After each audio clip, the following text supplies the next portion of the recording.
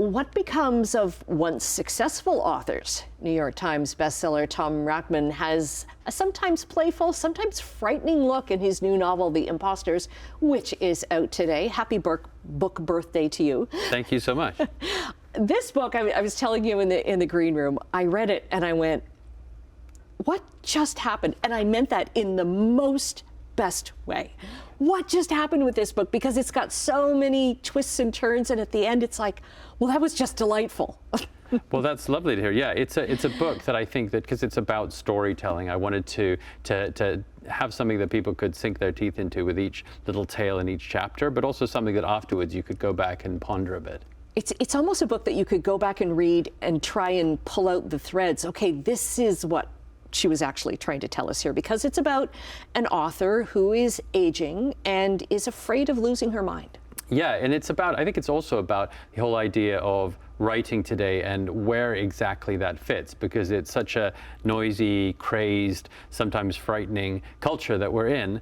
And I'm trying to write books, and other people are trying to write all millions of different sorts of things. And the question that this book poses is exactly, where does everything fit? If you want to say something, how do you say it? How do you get heard? There's parts in the book, and you can kind of tell that she's faltering a little bit, because there are definite spelling mistakes that she makes. And then there are lines that she starts to write and it's crossed off, and it starts to write, crossed off, and then that line starts the next news story, which is a fascinating way of leading you right into the page. Yeah, that's right. I think that because it's also the book that you're reading is the book that she's writing. So it's got this kind of double version of the story that you hopefully get drawn into each individual chapter with a character that's not her, or people who are writing things in completely different settings, from, you know, Paris to Copenhagen to India. But you see in between each of those chapters, she's actually writing these stories. And so it is, as you said, a kind of puzzle to figure out. Mm-hmm. One of the characters is an author as well. He's at an Australian book festival, and he's pondering, like, okay, why am I writing novels, or does anybody care about novels anymore? And that's something that you alluded to in an op-ed for the Globe and Mail last week about, you know, the difficult time of promoting a book, particularly promoting a novel that maybe other people haven't read. They have no idea, what's this about? How do you sell it? Yeah, it is a very strange experience, you know, including being on television. Yes. All of a sudden. Because, yeah, you spend years really closed in a small room, typing away and trying to come up with something that somebody would be interested in. But I think that novelists are not necessarily the people who are comfortable going out and shouting about themselves and trying to sell their work. You hope that people would be interested. But it is the case that nowadays, because there are so many other people and other things shouting for everybody's attention all at once, then you're thrown into the situation and compelled to try to get people interested, which you desperately hope that people would be. So it's a strange kind of twisted life that you have of being locked in a room and then suddenly thrust into public when the book does come out all of a sudden. And which do you like better? Oh, I'm not going to say, but you can guess.